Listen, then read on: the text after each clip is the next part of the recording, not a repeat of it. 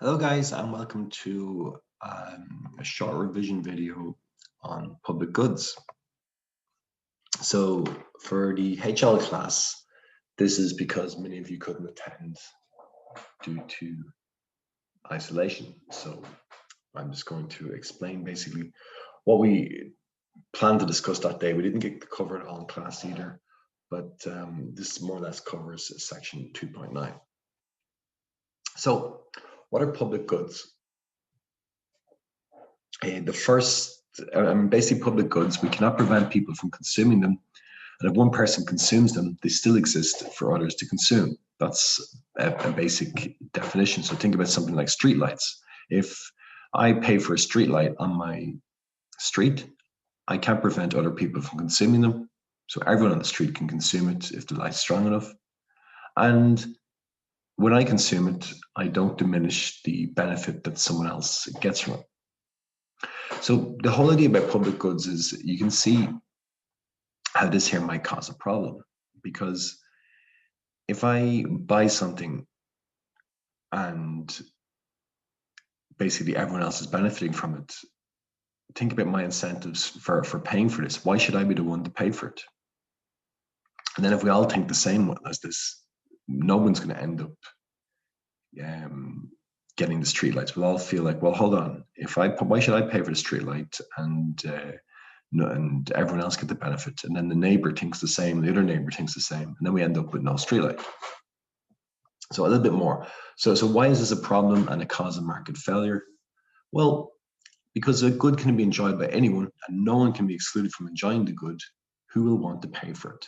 So remember, guys, your task here is to understand your task here is to understand what is a public good and why can this be a problem. So it's a problem because of this. If a good can be enjoyed by anyone and no one can be excluded from enjoying the good, nobody's going to want to pay for it.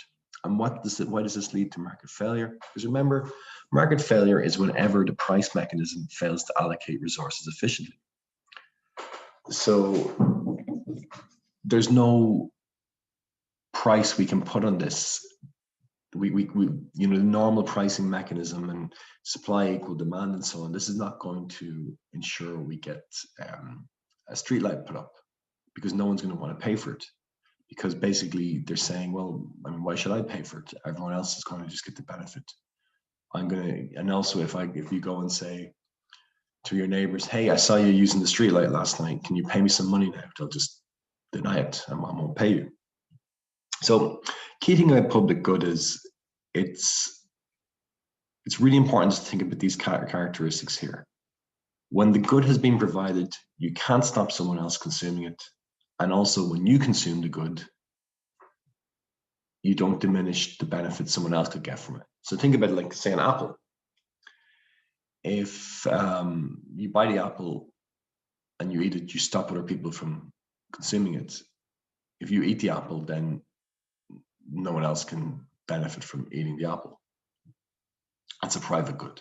But for private good, the price mechanism works fine. But for the public good, we can't just have the normal supply and demand diagram, because nobody's going to want to pay for it. Market failure is anytime we don't get this situation here. Anytime we don't get consumer surplus and producer surplus maximized. This is our market failure. In the public good case, we have extreme market failure because we end up not producing anything if we leave it down to the private individual. So market failure is if we leave, or sorry, an efficient market is if left to the private person, we get the demand, supply, and we get the equilibrium, and we get the consumer and producer surplus maximized.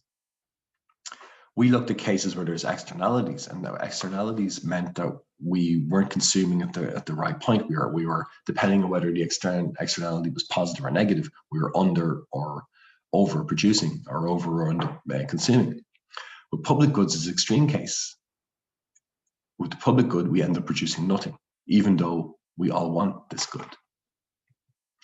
So public goods are goods that would not be provided at all in a free market. So what we mean here, if it's just left to the private individual, we're not going to have any public goods because the individual, we're not going to demand it, because we're not going to be willing to pay for it, because we feel everyone else is going to free ride and get the benefit from it. So we end up nobody paying for the good, because some of these things are really expensive. Why would I pay a huge price for a street light and everyone else getting the benefit from it? So public goods are goods that would not be provided at all in a free market, but which are necessary and beneficial to society. So this is the efficiency loss. These are merit goods. These are goods that are necessary and beneficial to society, but be left to the free market, we end up with zero production, zero consumption. Because the free market is unable to provide these goods without intervention, public goods are an example of market failure. Now, this goes back, this is again our definition. What is public goods? Well, they're non-excludable. It's impossible to stop other people consuming it once it has been provided, even though you have paid for it. Again, look at the street light. You've paid for the street light. You can't stop other people using it. Public goods are non-rivalrous. One person consuming it does not prevent someone else from consuming it as well. So I'm enjoying the benefits from the lovely street light. Everyone else can still enjoy it the exact same way, just because I've enjoyed it. So this is basically repeating again what we said on the previous page, but this is the key point here. You can't stop other people consuming it, and you can't. Your consumption doesn't prevent other people from consuming it. So public goods are non-excludable and non-rivalrous. Example: streetlights, non-excludable. Once it's been provided, you cannot prevent another using it. Non-rivalrous. Your consumption of it does not reduce the benefit to someone else consuming it. This means there's little incentive for private individuals to pay for the good if other people can then consume it as well, free of charge. In Cognitive, we look at 4 types of goods. It's quite confusing. I must say, when I was learning it as a youngster all those many years ago, it was much simpler. We had private goods and we had public goods, but now we've brought in these kind of club goods and common pool resources, these kind of quasi-public goods as well. I just always start with these 2. Private goods, it's rivalrous and excludable. So what do we mean here? It's excludable. When it's been provided, it's possible to stop other people from consuming it. It's rivalrous. If I consume it, other people can't. And we just have the example, the apple. And then the public goods, we talked about the street light, and then we have these different ones in between. So this one here, I think, is an easier one. The common resource, like fish in the ocean. So it's non-excludable in the sense that the ocean's there, it's been provided. It's impossible to stop other people consuming stuff from the ocean. We can put up, have military police or whatever going around the ocean stopping people fishing, but generally speaking, it's impossible to stop people fishing in the ocean. But it is rivalrous. This is why it doesn't become a public good, because if some people consume the fish, other people can't. So this is what makes it different from the streetlight example of the public goods. Here, then, on the club goods, I don't like this park bench example. I prefer toll roads. So when you pay for a toll on the on all these new motorways, you have to pay a toll to give them a toll. I think that's a better example. So use that one rather than the park bench. I can see the park bench, but it just doesn't come very intuitive to me. So here it's non-rivalrous, because if I'm driving on the road, it doesn't prevent someone else doing it, as long as there's enough space on the road. But it's excludable in the sense that you can stop people consuming it once it's provided, because they have to pay past the barrier to get in and use it. So I'm not sure about the park bench one, but here, for this type of one, think about toll highway. Other things, guys, we talked about the free rider problem in class, and I give the example if you're doing a group project. A free rider is basically if you're getting, for example, on a group project, if there's 5 of you in a group and you're graded overall, maybe you might just say, you know what, these guys are going to do it. I'm going to take it easy, and you might free ride on the group project. But watch the cognitive video, good video on this, and then just understand these quasi-public goods. These are the two we talked about: the common pool resource and the club good.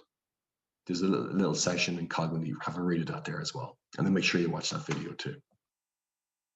So what about our government? What should the government do? Well, they need to do something. There's market failure here. So for public goods, it's the role of the government to step in and provide the goods. Now they can do two things. They can just directly provide it themselves, or they can get the private sector to come and do it and pay the private sector. There's arguments for and against this. Remember, generally speaking, we believe that governments are inefficient. So this is the argument against the government directly providing anything. So it tends to, when governments provide something, typically speaking, it tends to cost a lot more money because they're inefficient. It tends to be delayed. So think about even the, building a metro or something like that. This be delayed, but there's kind of like the contract, but this is kind of the contracted out to the private sector. But generally speaking, economists, we believe getting the government to do something, it's only in the case where it's a really, really big project, costs a lot of money because the government has a lot of money to spend on stuff compared to the private sector in some cases. And sometimes it might be not very clear if a lot of profits can be made from providing this. So the private sector is not incentivized to provide it. But generally speaking, governments, they can provide it themselves, or else they can hire firms in the private sector to do so. And you can read a bit more on cognitive that as well. Last thing, investigate. All public goods are merit goods, but not all merit goods are public goods. Please be able to explain this here. So I guess this part, public goods, it's easy to see what are merit goods because the benefits to society, but not all merit goods are public goods. Come up with an example of a merit good that is not a public good. So, tax hey, merci beaucoup, bye bye.